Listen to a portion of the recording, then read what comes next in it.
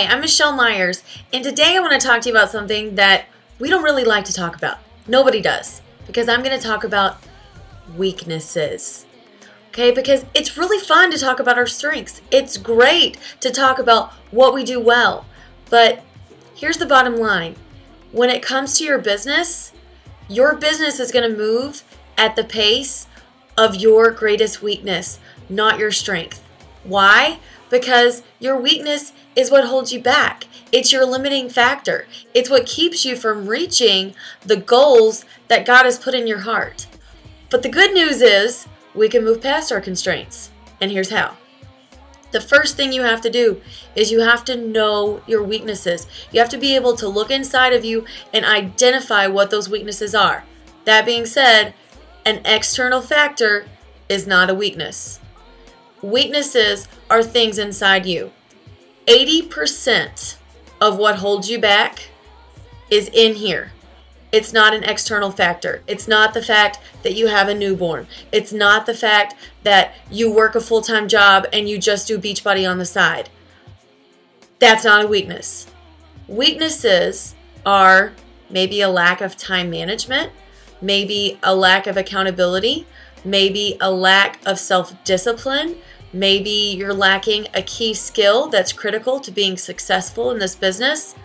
Those are your weaknesses. So you have to be able to identify those first, really look inside of you, and ask some pretty tough, uncomfortable questions. Because let's be honest, everybody would like to be able to blame somebody else rather than blaming ourselves.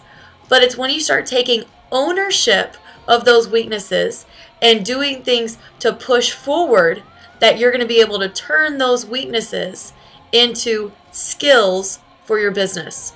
I've been a coach for 4 years now, and 9 times out of 10, when I see a coach that is struggling and we talk, it boils down to a problem with self-discipline. And so let's talk about what self-discipline really means. Self-discipline means setting goals for your business and sticking to them, even though you're not going to get fired if you don't meet those goals. Now, if you know me, I always recommend setting goals that you can control.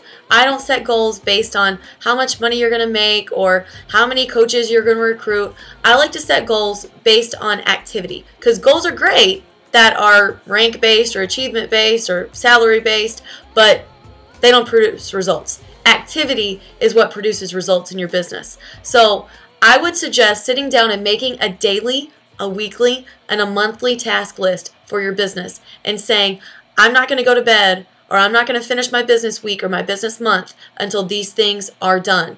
And having that commitment to yourself, not for anybody else, not because you have a boss standing over your head.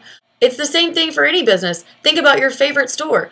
Sure, it may be a great store, they may have a wonderful product, but if their doors were never open, would they ever serve any customers? No. And so you've got to set that list in motion for your business. So the other times when it's not a problem with self-discipline, it's just missing a critical skill. Do you struggle presenting the business? Do you lack some knowledge on the product? Maybe you struggle with asking for the sale or knowing who's the right prospect for this business. But guess what? All of those skills are learnable. There are so many incredible personal development tools that are out there about prospecting, selling, closing, whatever you want to know. They're all out there and available to you. And so take advantage of those resources and start addressing your weaknesses to where you can turn that into a skill that you have, not only to provide for yourself, but to provide for your customers and to provide for your team. One of my favorite quotes is, if it's important to you, you'll either find a way or you'll find an excuse. And so if this business is what you want to do and what you want to use to provide financial freedom for your family or to allow you to stay at home and raise your kids, then you've got to find a way. And one of the best ways that you can start finding a way is to recognize the skills that you need to work on and move past them so you can set a stronger pace for your business. If you're not a coach yet and you'd like to take that next step, I'd love to have you on my team. Personal development is one of my favorite parts about the coaching opportunity. I love investing in my coaches and helping them reach their goals and helping their customers see results. So head to my website and you can use the contact form, and I would love to be in touch with you. Once again, thanks for watching and have a great day.